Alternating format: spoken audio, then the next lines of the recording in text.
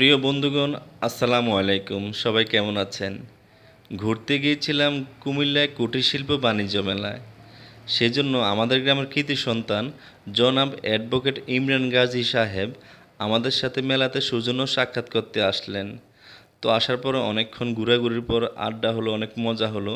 তো এক পর্যায়ে উনি শক্তি পরীক্ষা মেশিন দেখে বললেন যে আমরা এখানে ৩ জন ঘুষি দিব, যার ঘুষির ওজন সবচাইতে কম হবে সে পুরা বিল দিতে হবে।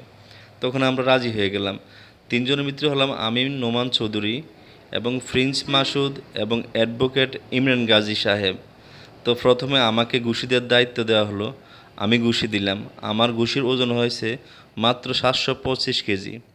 তারপরে প্রিন্স মাসুদ, ও যখন ঘুষি দিতে আসলো তখন ওর ঘুষির ওজন হয়েছে মাত্র ৭৩৫ কেজি। আর জনাব গাজী সাহেব যখন ঘুষি দিতে আসলেন তখন ক্যামেরাম্যান ঘুষ খেয়েছে নাকি ভুলবশত ওনার ভিডিও করে নাই। তারপরও ওনার ঘুষির ওজন হয়েছে মাত্র ৬০০ কেজি প্লাস। তার মানে উনি হেরে গেছেন। তো উনি হেরে গিয়ে বলতেছেন যে আমার যেহেতু ভিডিও নাই সেহেতু আমার কোনো বিল নাই, আমি বিল দিব না, তোমাদের বিল তোমরাই দিতে হবে। তো আসলে অনেক মজা করলাম।